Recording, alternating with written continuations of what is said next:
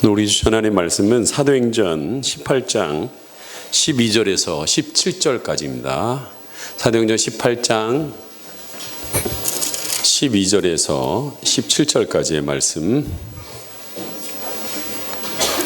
한 절씩 교독하겠습니다. 사도행전 18장 12절에서 17절. 갈리오가 아가야 총독되었을 때 유대인이 일제히 일어나 바울을 대적하여 법정으로 데리고 가서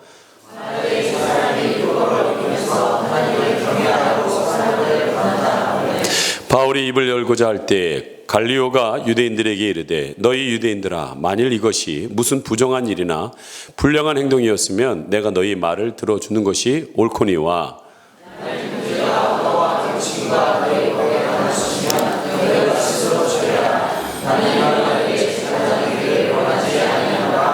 그들을 법정에서 쫓아내니 모든 사람이 회당장 소스데네를 잡아 법정 앞에서 때리되 갈리오가 이 일을 상관하지 아니하니라. 아멘. 우리 옆에 있는 분 한번 인사하겠습니다. 빛이 있으라. 예, 예. 요즘 날씨가 좀 추워졌지요. 예. 아유, 왜 우리나라는 이렇게 더울 때도 있고 추울 때도 있을까? 불편하시는 분도 있겠지만 이 더위 추위 때문에요, 우리가 전 세계에 나가서 어느 곳에 가든지 살아남는 이유라고 생각합니다. 예. 여러분, 인간이 살다 보면 여러 가지의 역경과 시련들이 다가옵니다. 근데 그러나 순풍으로 살았던 사람, 그냥 모든 것이 그냥 순하게만 살던 사람보다는 그 삶의 역풍을 맞아서 때로는 그것을 버텨내야 되고 때로는 거기에서 쓰러질 때도 있었던 그 사람들이 여러분 더 많은 업적을 남겼다는 것입니다. 여러분, 오늘 본문에 나타난 구절을 중심으로 여러분에게 역경을 처했을 때라는 제목으로 함께 나누고자 합니다. 그래서 우리가 당하는 수많은 역경을 신앙적으로 여러분 그것을 어떻게 이해하고 어떻게 그 가운데서 승리할 수 있을까를 말씀을 중심으로 함께 보도록 하겠습니다. 첫째는 여러분, 하나님은 우리를 고통의 자리로 인도하신다라는 거예요. 예. 여러분, 인간의 3대 고통은 첫째는 굶주림이라고 합니다. 두 번째는 질병이라고 합니다. 세 번째는 고소당하는 것이라고 합니다. 여러분, 감옥에 들어가는 것입니다. 그런데 이 바울은 이 세 가지를 다 경험했습니다. 굶기도 많이 굶어보고 질병을 인하여서 고통도 너무나 당해보고 또한 감옥에도 당해봤습니다. 저도 개인적으로 굶주림 40일 동안 한번 스스로 굶어봐봤습니다. 그거 쉽지 않더라고요, 진짜. 그런데 질병은 사실은 당해보진 않았습니다. 작은 잔병이 있으면 큰 병은 겪어보진 않았어요. 근데 오늘 이 자리에 또 아마 여러 가지 큰 병을 겪고 나신 분들이 있을 것입니다. 그 병이 얼마나 힘들었던 순간이라는 걸 알고 계실 것입니다. 그러나 대부분의 사람들이 이렇게 인생 속에서 누구에게 고소를 당하고 고발을 당한 경우는 참 드문 것 같아요. 예. 지난번 우리 교회에 부흥회를 인도해 주신 치유하는 교회 김의식 목사님이 목회자들 모아놓고 간증을 할 때가 있었습니다. 근데 거기서 그분이 깜짝 놀랐어요. 54번을 고소 고발을 당한 거예요. 누구에게? 교회 주위 있는 사람에게? 아니요, 교인들에게 고소 고발을 당하신 거예요. 근데 여러분, 고발을 당하면 법원을 가지요. 그럼 그곳에서 고소한 교인을 만나게 됩니다. 또 목사님에 대해서 부정적인 말을 하는 교인을 말을 들어야 합니다. 또한 증인 또한 교인들입니다. 그때 목사님의 입장은 이런 교인들을 위해서 내가 목회를 해야 하나 서글퍼지더라는 거예요. 여러분, 그 일로 인하여 심한 위장병도 걸리고 목회를 포기할까 생각도 했다라는 거예요. 근데 여러분, 모든 것이 합력하여 선을 이루신다고 그 고솔과 고발을 사건을 통해서 목사님이 연단을 받으신 것 같아요. 그분의 책 상한 마음을 치유라는 책에 보면 이런 그분의 고백이 나옵니다. 그렇다, 하나님께서 나를 낮추시고 연단하고 계신다. 이럴수록 겸손해져서 엎드려서 기도할 수밖에 없다. 내가 더 주님 앞에 신실한 종으로 인정받지 않으면 이 시험을 통과할 수 없다. 그리고 기도원에 올라가서 금식하면서 하나님께 매어달려 기도하면서 기다렸다라고 이렇게 간증하시더라고요. 예. 지금은 화곡동 교회에서 그 당시에 화곡동 교회에서 치유하는 교회로 이름을 바꿨습니다. 근데 이 화곡동 교회에서 얼마나 많은 고소와 고발이 있고 또 목사님들 모임인 총회 앞에서 교인들이 피켓 들고 몰아내라고 쫓아내라고 막 별 목사님 앞에서 망신도 그런 망신이 어디 있겠어요. 교인들이 와서 목사님 나가라는 그런 소리를 들어야 되는 입장이 얼마나 갈기가 찢어지겠습니까. 근데 그분이 이 일로 인하여서 고백의 그 결과는 뭐냐, 한국 교회에 이런 아픔들이 있다라는 거예요. 그래서 한국 교회들이 겪고 있는 그 아픔들을 자기가 다 겪었다는 거예요. 다 54번을 통해서 다 겪었다는 거예요. 그리고 그 고통의 자리에서 서로 아픔을 치유하면서 그 교회 이름도 치유하는 교회로 바꾼 거예요. 그러면서 지금은 이분이 하시는 일이 대한민국 교회에 아픔당한 교회들을 치유하는 일들, 세계에 나가서 선교사님들이 정말 상처와 아픔 속에 있는 분들을 치유하시는 일들을 하고 계신다라는 거예요. 자, 여러분, 바울이 당한 고난과 역경은 그러면 어떤 것이었을까요? 바울은 지금 동족인 자기의 민족인 유대인들에게 고소를 당했습니다. 그것도요, 일제히 일어나가지고 고린도에 사는 유대인들이 일제히 일어나서 바울을 대적하고 재판에 회부합니다. 이런 일의 결과는 당시에는 보나마난 일이었습니다. 그 당시에는 재판이라는 지금처럼 변호사가 있는 것도 아닙니다. 삼심 제도가 있는 것도 아닙니다. 그리고 법을 알고 법대로 심판하는 판사는 있는 것도 아닙니다. 오늘도 총독이 재판하는 거예요. 예. 그러다 보니까 정치적 영향을 굉장히 많이 받습니다. 형식적일 때가 있습니다. 그런데도 왜 하나님의 나라를 확장하고 복음을 전하겠다는 이 바울에게 이런 정치적인 가시를 겪게 하게 하시느냐? 여러분, 독수리가요, 어떻게 새끼를 훈련시키는 이야기를 여러분들이 많이 들으셨을 것입니다. 독수리는 둥지를 만들 때 높은 바위 틈에 집을 짓습니다. 둥지는 다른 새들처럼 건물로 짓지 않고 반드시 가시가 달린 나무로 집을 짓는다고 합니다. 그리고 그 위에다가 약한 짐승들의 가죽을 벗겨서 거기다 살짝 덮고 그들의 털을 뽑아가지고 거기다 덮어놓는 거예요. 그러면 거기다가 알을 낳고 부화시키고 새끼들은 자기 있는 곳이 가시 위에 있는지 전혀 모른다는 거예요. 푹신푹신한 보금자리라고 생각한다는 거예요. 어미가 물어다 주는 먹이를 잘 먹습니다. 그리고 세월이 지난 후에 이 새끼 독수리를 훈련시키기 시작합니다. 먼저 자신의 날개 위에 올라타라고 합니다. 근데 타겠습니까? 이 푹신푹신한 난대에 놓고 저 절벽에 보이는 창공을 향하여 나갈 생각하니까 새끼 독수리는 감히 나서지를 못하는 거예요. 두려워서 나가지를 못하는 거예요. 그때 여러분, 어미 독수리 하는 일이 뭡니까? 털을 걷어내버려요. 얇은 가죽들을 걷어내버립니다. 그러면 가시에 찔려가지고 할 수 없이 어미 등에 타는 이런 훈련을 시작하게 됩니다. 창공을 날 수 있도록 훈련을 시킵니다. 여러분, 마찬가지라는 거예요. 하나님이 우리를 양육하고 돌보고 인도하시는 방법도 동일하다는 거예요. 아마 바울도 이런 핍박이나 고난, 일제히 대드는 이런 것들이 없었다면 아마 그는 수리의 안디옥 교회, 거기서 부흥 잘 되고 있었거든요. 그냥 거기에 안주해 있을 거예요. 1차 전도여행 안 나갔을 것입니다. 그리고 1차 가서 빌립보 교회 세워지고 사람들이 자기 사랑하니까 야, 여기도 좋다. 그리고 2차 전도여행 안 갔을 것입니다. 근데 하나님은 이 바울에게 정치적이라는 가시를 통해 또 유대인이라는 동족이라는 가시를 통해 계속 찔러서 1차, 2차, 3차 여러분 전도 여행길을 통하여서 하나님의 나라는 크게 확장된다는 거예요. 하나님의 뜻은 이루어지고 있다라는 것입니다. 그러면 바울에 대한 고소의 내용은 뭡니까? 크게 두 가지입니다. 13절 같이 한번 읽어보도록 하겠습니다. 13절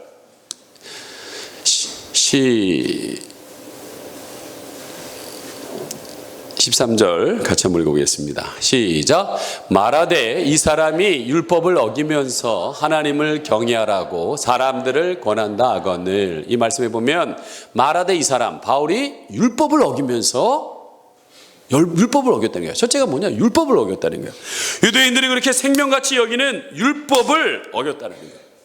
여러분, 참 이상한 것은요, 법을 어기는 사람들이 더 법을 따진다라는 거예요. 예. 이번에도 여러분 법무부 장관님이신데 가만히 보니까 그분도 많은 법을 어겼구나라는 것들을, 물론 그분 개인이 진 건 아니겠지만 이런 것들이 느껴요. 예. 여러분, 제가 우리 봄, 가을로 목사님들의 모임이 노예를 가봅니다. 그러면 노예 안에 가서 보면 이 마이크대를 하나 갖다 놓고 의사 표명을 하게끔 해요.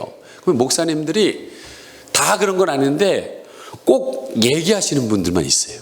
나오셔가지고 법이요, 법이요 그러면서 계속 얘기하세요. 네. 근데 법이요 떠들으시는 그분이 잘 안 지키는 경우들이 참 많더라고요.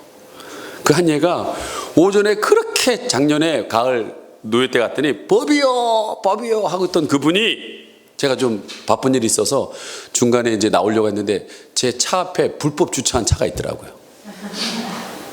전화를 해봤더니 그분이에요. 그래서 제가 속으로요, 아니 차도 제대로 안 되시는 분이 무슨 법이요, 법이요 하면서 얘기를 하시나. 좀 선배님이 존경스럽지가 않더라고요. 예. 여러분, 유리할 때는 지키고 불리할 때는 어기는 게 법이 아니라는 거예요. 바로 이 유대인들이 그런 사람입니다. 자기가 말하는 율법은 모세의 율법이고 정통적으로 내려오는 우리의 삶의 울타리니까 지켜야 된다. 그 율법이 여러분 마시나로 편집되고 탈무드로 편집되어서 일종 랍비들에게 전통이 되었습니다. 틀이 되었습니다. 바울은 이런 유대인들의 율법과 전통을 어겼다라고 오늘 계속 지적질을 하고 있는 거예요. 사실 여러분, 바울은 유대인들의 전통도 중요하지만 사람 살리는 복음이 더 중요하다라고 얘기하고 싶었던 거예요. 여러분, 예수님 당시에도 사람이 지금 손이 말라가고 있고 안진뱅이고 죽어가고 있는데 안식일에는 일하지 마, 왜 살려? 이러고 전통과 율법을 강조하는 예수님이 가슴 터지는 거예요. 사람이 죽어나가고 있는데 그게 주일이면 뭐가고, 여러분, 법이 그게 뭐예요? 사람이 살리고 봐야죠. 살리고 봐야죠. 예. 둘째로 하나님을 공경하지 않았다는 거예요. 그리고 잘못된 것을 가르쳤다는 거예요. 여러분, 예수님도 바리새인에게 미움을 받았습니다. 왜? 사람 살리다 보니까 안식일에 손 마른 사람들을 피우고 정말 그들을 사랑하는 마음.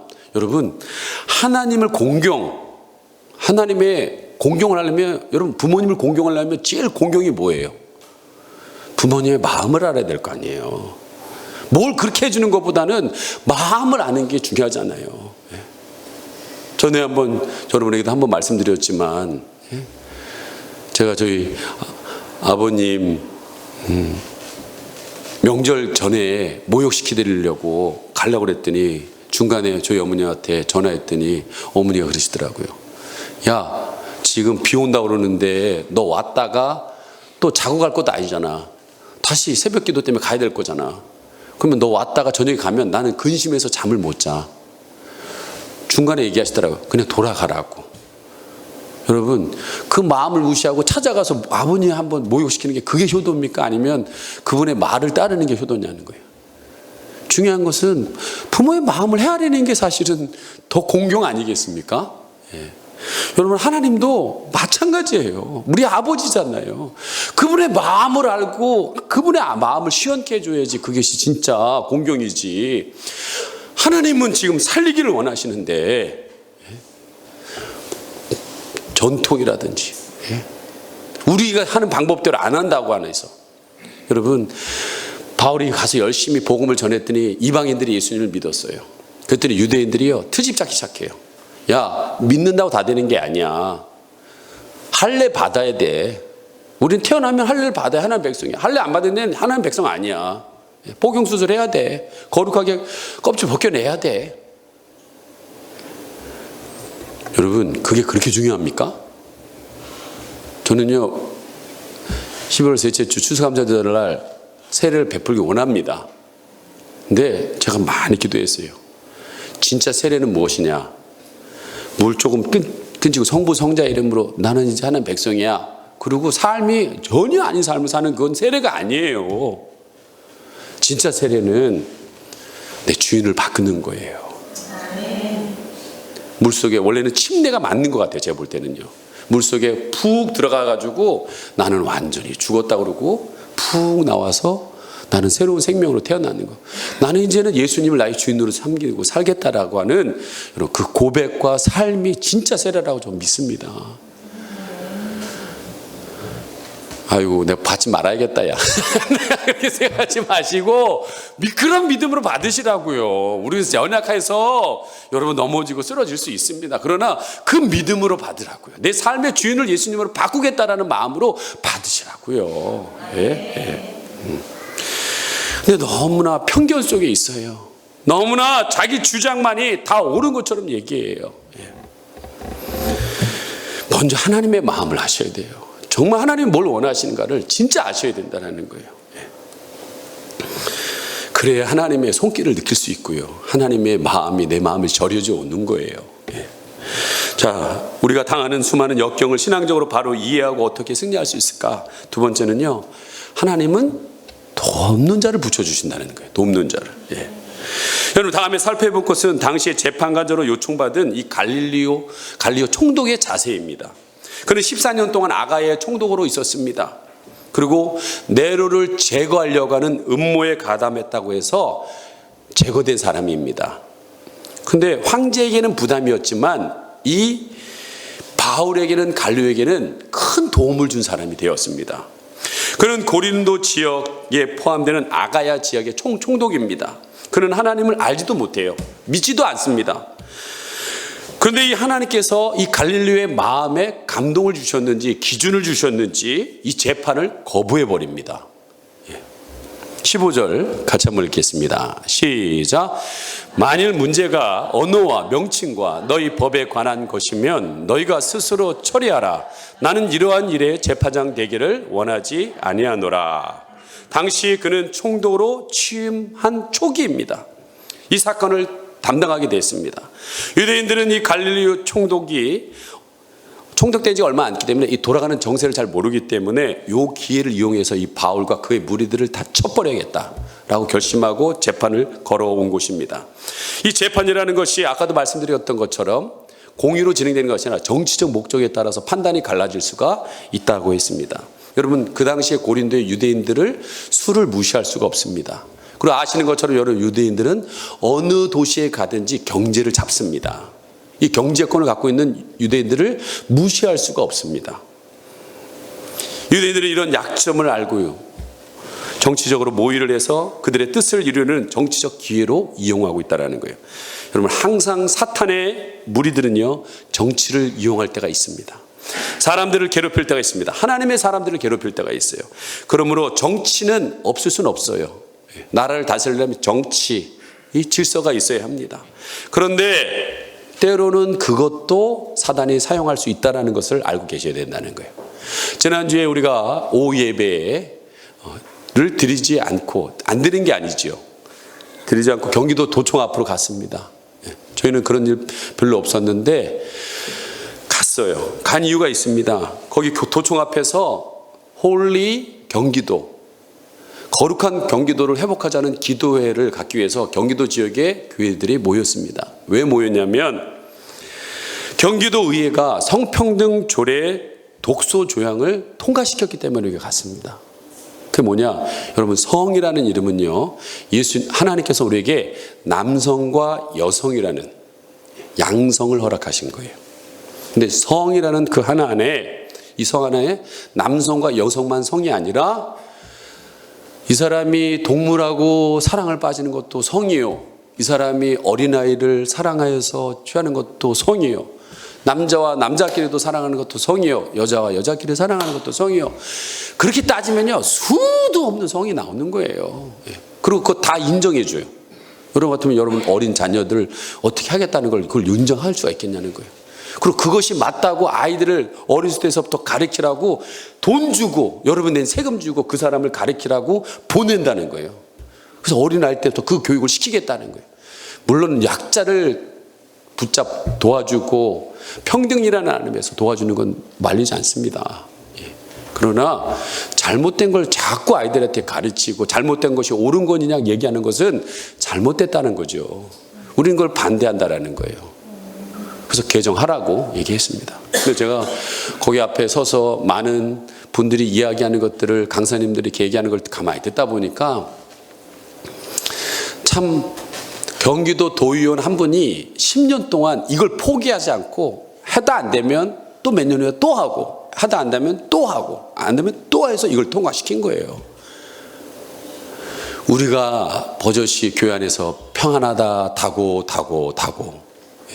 이제는 모든 것이 안전하다 하고 있을 때 어느 누군가는 잘못된 법을 위해서 피 튀겨 싸워서 그렇게 얘기하는 거예요. 잠자고 있는 우리 한국교회를 깨우기 위해서 하나님께서 이런 일들을 하고 있는구나.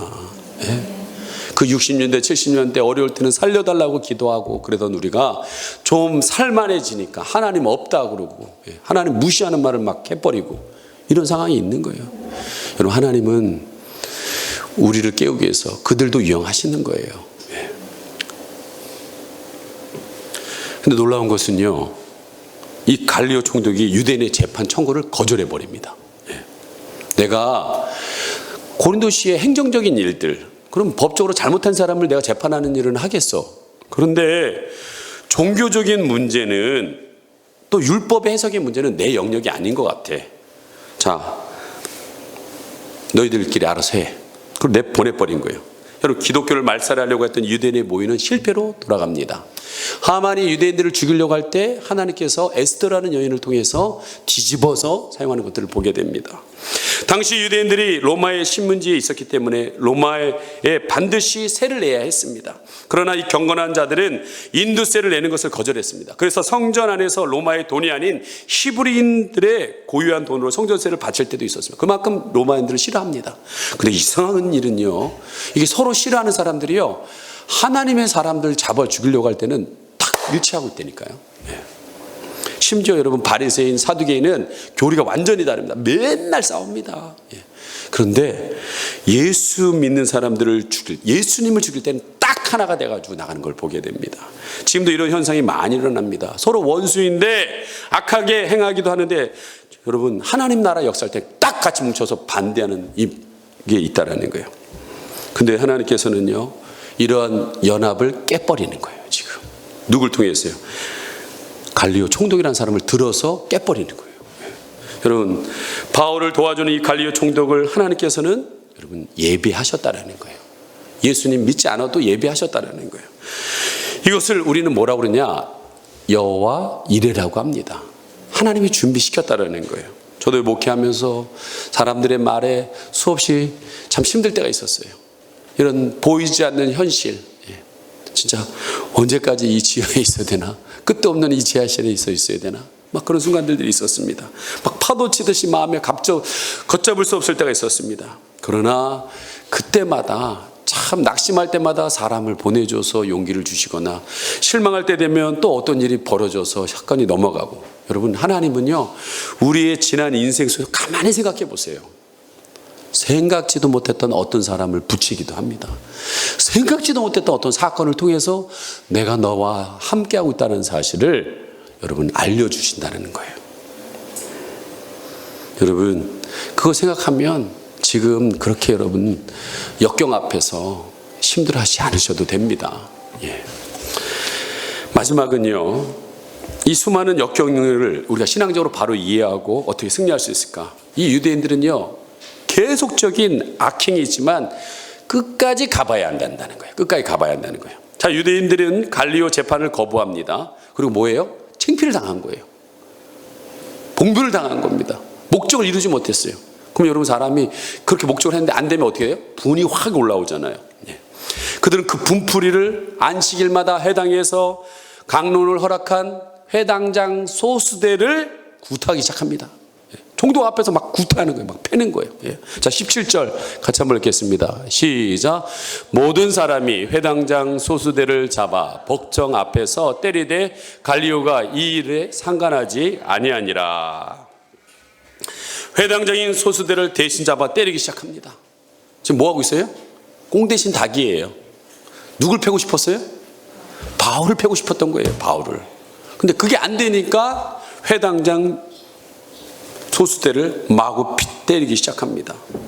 마치 구레네 시몬이 예수님 대신 십자가를 지시지, 바울이 대신 맞고 감옥에 가야 되는데 오늘 소수대 회당장이 대신 얻어 터지고 있는 거예요. 예. 제목이 뭡니까? 이 무능한 놈이에요. 이 무능한 자라는 거예요. 예. 왜 복음을 전하도록 허락했느냐라는 거예요.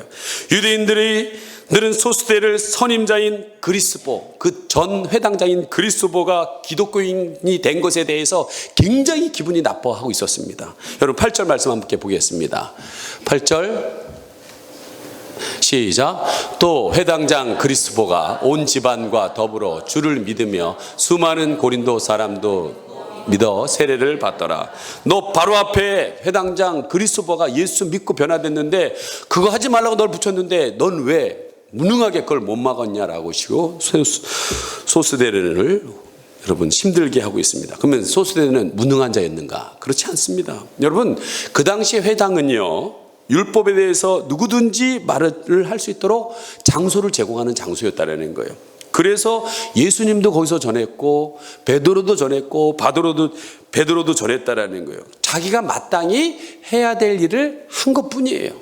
근데 여러분 마땅히 내가 할 일을 했는데도 불구하고 여러분 주위 사람이 이 무능한 자라고 얘기할 때가 있을 거예요. 예? 마땅히 한 일을 한 것뿐인데 그것밖에 못하느냐라고 여러분을 폄하하면서 얘기하는 사람들이 있을 것입니다. 그러면 그것을 뭐라고 하냐? 역경이라고 합니다. 여러분 그때는요 참아내셔야 합니다. 억울해도 참아내셔야 된다는 거예요. 그러면 참다 보면 위복됩니다. 복으로 다가올 때가 있다는 거예요. 여러분 오늘 놀라운 사실이 고린도전서 1장 1절에 이렇게 나와 있습니다. 함께 한번 보도록 하겠습니다. 시작. 하나님의 뜻을 따라 그리스도 예수의 사도로 부르심을 받은 바울과 형제 소수대네. 여러분 갑자기 바울의 형제 소수대네가 나옵니다. 이 사람하고 다른 사람일까요? 아니요, 같은 사람이라는 거예요. 어떻게 유대인들의 회당장인 소수대가 바울의 형제가 되었을까? 그는 회당에서 여러분 바울의 복음을 들었습니다. 듣다 보니까 하나님이 이런 마음을 갖고 계시는구나. 또한 우리의 죄의 문제를 해결해서 예수님이 오신 거구나. 예수님을 믿으면 이런 일들이 벌어지는구나. 그것을 듣고 있었어요. 그 다음에 재판이 걸렸는데 재판 과정을 보니까 유대인들은 어떻게든지 본질은 어디 가고 사람 하나 죽이려고 하는데 다 초점이 맞춰 있는 거예요. 근데 이 기독교인들은 의연하게 자신들의 본질을 붙잡고 꿋꿋하게 그것들을 이겨내가는 모습 가운데 감동이 있었던 것 같습니다. 비록 바울이 매맞아야 되지만 자기가 매맞았지만 창피를 당하고 무능한 자라고 욕을 먹었지만 그 모든 것이 하나님을 만나는 계기가 됐다라는 거예요. 그래서 여러분 성경은요 이렇게 얘기하고 있습니다. 로마서 8장 28절이요. 시작. 우리가 알거니와 하나님을 사랑하는 자 곧 그의 뜻대로 부르심을 입은 자들에게는 모든 것이 협력하여 선을 이루느니라. 여러분이 알지만 여러분이 하나님을 사랑하는 자지요? 하나님 사랑하셔서 이 자리에 나오셨지요? 여러분 그 뜻대로 부르심을 받은 자들이지요? 그렇다면요 여러분에게 있는 모든 일, 이 모든 일이 모든 게 잘 되는 것만 얘기한 것은 아닙니다. 모든 일 가운데 역경이 옵니다. 시련이 옵니다. 무시도 당합니다. 맞기도 합니다. 그러나 그 결과는 모든 것을 합력하여 하나님이 선을 이루신다는 것입니다. 누가 소수대가 바울의 형제가 될 줄 알았겠습니까? 여기서 말하는 형제는요 바울인 위치가 뭐예요? 사도입니다. 굉장히 기독교 안에서 높은 자리예요. 그럼에도 불구하고 그 비슷한 레벨의 형제가 됐다는 거예요. 이 말은 이가 여러분 목회자가 됐다는 뜻이에요. 여러분 제가 보니까 회당을 말을 바꿔보세요. 뭐가 됐습니까? 당회장이 된 거예요. 놀라운 일입니다. 여러분 장로님들 모이면 그걸 당회라고 그러잖아요. 이 회당장이 당회장이 되는 놀라운 일이 벌어진 거예요. 여러분 고기 잡던 어부인 베드로가 하나님이 그를 바꿔주니까 사람을 낚는 어부가 되었습니다. 형들에게 억울하게 팔려가지고 보디발이라는 집에 노예로 갔다가 열심히 해서 가정 총무가 됐습니다. 그때 하나님께서 그를 정말 억울한 일 많이 당했잖아요. 내가 부인을 건든 일도 없었고, 근데 강간번이라고 그러고, 또한 지하 감옥에 가는 억울한 일을 많이 당했지만, 이 시련이 있었지만, 여러분 결과적으로는 그를 애굽의 총리로 바꿔주시는 하나님의 은혜가 있었다는 거예요. 여러분 이것을 뭐라고 그럽니까? 전화위복이라고 합니다. 결론입니다. 그렇다면 고난이 다가올 때 우리는 어떻게 해야 할까요? 우리가 당하는 이 고난의 의미를 먼저 깨달아야 합니다. 이게 내 죄 때문에 오는 고난인지, 교만하지 않기 위해서 위한 하나님께서 고난을 허락하시는 건지, 아니면 하나님의 영광을 위해서 내게 허락하신 고난인지, 아니면 하나님께서 내가 어떤 하나님이 원하시는 그 자리에 올라가기 위해서 연단하는 시간인지 먼저 깨달아야 된다는 거예요. 그 깨달은 고난은 우리에게 큰 축복으로 다가오게 됩니다. 그러나 우리에게 고난에 대한 깨달음이 없이는 변화가 일어나지 않습니다. 여러분, 토스칸이라는 사람이 있었습니다. 그는 본래 첼로 연주자였습니다. 그런데 그가 하나의 신체적 장애가 있어요. 그게 뭐냐? 근시입니다. 가까이 있는 것들을 보지를 못해요. 예. 그러다 보니까 연주회 때 가까이 연주를 볼 수가 없으니까 그는 미리 집에서 악보를 다 외워버렸어요. 예. 그것이 이제 습관이 되어 있던 사람이었습니다. 한 번은 갑자기 연주회가 있었는데 주의자가 오면서 사고가 당해서 병원에 입원했다는 소식이 들어왔습니다. 근데 거기에 앉아있는 오케스트라 단원 중에서 처음부터 끝까지 악보를 다 외우고 있는 사람은 아무도 없더라는 거예요. 그래서 19살의 토스카니니가 그 자리에 서서 임시 지휘자가 되었습니다. 이것이 계기가 되어서 세계적인 명지휘자 토스카니가 여러분 태어나게 된 것입니다. 만약 이 토스카니가 근시안으로 인하여 남다른 고통이 없었다면 그는 유명한 첼로 연주자가 될지는 모르지만 지금 우리가 알고 있는 그 유명한 세계적인 지휘자는 될 수 없었을 것입니다. 또 근시에 대한 이야기 하나 더 하겠습니다. 여러분 루즈벨트 대통령도 근시였대요. 그러다 보니까 항상 안경을 2개를 갖고 다니셨대요. 예. 어느 날 집회 선거운동에 나갔는데 슈레크라는 사람이 그를 저격합니다. 그 총이 가슴에 맞았어요. 그리고 쓰러졌습니다. 병원에 갔습니다. 근데 의사가 깜짝 놀랐습니다.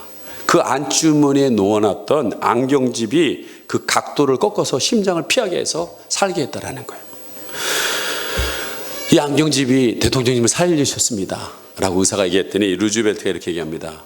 그 당시에는 우리처럼 지금 플라스틱으로 되어 있는 게 아니라 쇠로 만든 안경집이 무거워서 항상 내게는 귀찮은 짐인 줄로만 알았는데 그것이 나의 생명을 구해 주었구려. 예. 지금 우리들에게 무거운 짐이 있으십니까? 감당하기 힘든 짐이 있습니까? 그것이 여러분의 생명을 구해주는 방파제가 될 것입니다. 방패가 되어 주실 것입니다. 그러나 기독교는요, 불교처럼 깨달음을만을 강조하는 종교가 아닙니다. 깨닫고 난 다음에 우리의 몫인 십자가를 여러분 달게 지고 그 역경과 고난의 자리를 묵묵히 걸어가셔야 된다는 거예요. 예. 때로는요, 그 시간이 뼈를 깎는 고통의 시간이 있을 것입니다. 때로는 살을 도려내야 될 시간들이 있을 것입니다. 여러분, 종기는요 놔둔다고 살되지 않습니다. 아프더라도요 짜서 고름을 도려내가지고 여러분 회복시켜야 한다는 거예요. 그래서 중요한 것은 우리가 고난을 당하는 이나이어서 하나님의 마음을 아셔야 합니다. 아, 내 안에 하나님 기뻐하시지 않는 삶이 있구나. 이걸 도려내셔야 합니다. 예. 오래된 죄의 습관이 나의 삶의 결이 되고 삶이 되어 있구나. 뼈를 깎는 고통이더라도요 깎아내셔야 합니다. 예. 중요한 것은 로마서 8장 17절의 말씀처럼 우리는 그 주님의 영광을 위해서 고난도 함께 받으셔야 된다는 거예요. 한번 읽어보겠습니다. 시작. 자녀이면 또한 상속자 곧 하나님의 상속자여 그리스도와 함께한 상속자니 우리가 그와 함께 영광 받기 위하여 고난도 함께 받아야 할 것이니라. 여러분, 노 크로스 노 크라운입니다. 십자가 없이는 절대로 면류관 없습니다. 왕이 되려는 자, 왕관의 무게를 견뎌내셔야 합니다. 하나님의 자녀면 하나님의 자녀다움 거룩함을 유지하기 위해서 살아가셔야 합니다. 그러나 많은 사람들이 멸류관을 원하지만 십자가는 지지 않으려고 합니다. 하지만 십자가 없는 멸류관은, 십자가 없는 부활은, 기쁨은 절대로 없습니다. 여러분 우리가 믿는 하나님은 여호와 일의 하나님이십니다. 그가 예비하실 것입니다. 여러분이 결단하고 나갈 때 생각하지도 못한 사람들을 붙여주실 것입니다. 왜냐하면요, 하나님이 먼저 앞서기 때문에 그렇습니다. 신명기 31장 8절에 분명히 이렇게 얘기하고 있습니다. 그리하면 여호와가 그가 내 앞에 가시며 너와 함께 너를 떠나지 아니하시며 버리지 아니하시리니 너는 두려워하지도 말고 놀라지도 말라. 내가 역경 속에서 혼자 있는 것 같지만 여러분, 하나님 먼저 앞서가고 있다는 거예요. 예수님이 앞서가지도 않은 일 여러분을 오라고 하지도 않았어요. 그리고 옆에 함께하고 있다는 거예요. 그리고 떠나지 않겠다고 그랬어요. 버리지 않겠다고 그랬어요. 두려워하지 마, 놀라지도 마. 그 일로 인하여서 내가 너와 함께하고 있어. 그럼 우리가 해야 될 일은 뭘까요? 우리는 그분을 바라보고 따라가면 됩니다. 따라가면 됩니다. 그렇게 되다 보면, 가다 보면 어떤 일이 일어납니까?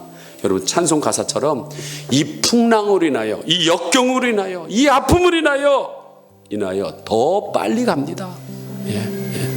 복음성가 오늘 함께 한번 부르도록 하겠습니다.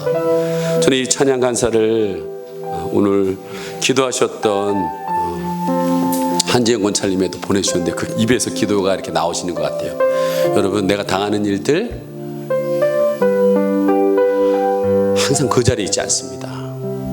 반드시 이 또한 지나갑니다. 하나님이 원하시는 그 자리에 이르게 될 줄 믿습니다. 이 시간 함께 우리 찬양하시고 기도하도록 하겠습니다.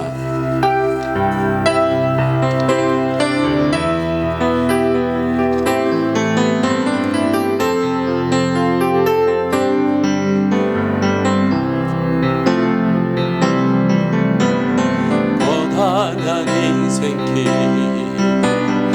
힘겨운 오늘도 예수 내 마음 아시네.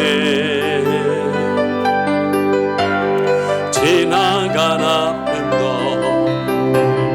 마주할 세상도 예수 내 마음 하루를 살아도 기쁨으로 살리, 하루를 살아도 기쁨으로 가리. 예수 늘 함께 하시네. 여러분, 후회도 염려도 하지 마시기 바랍니다.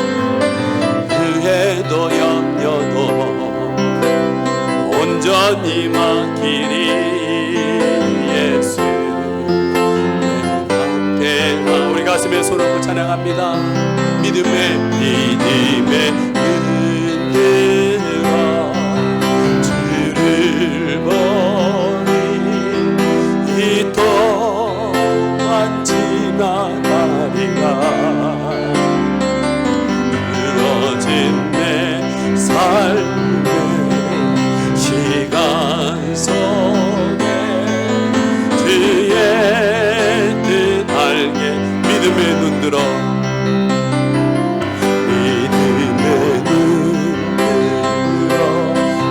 바라보시기 바랍니다. 그분도 그 길을 걸어가셨고 여러분이 당하는 그 아픔 다 당하셨습니다. 주어진 내 삶의 시간 속에 주의 우리 두 손 높이 들고 믿음의 눈 들어 주를 보아라. 믿음의 눈 들어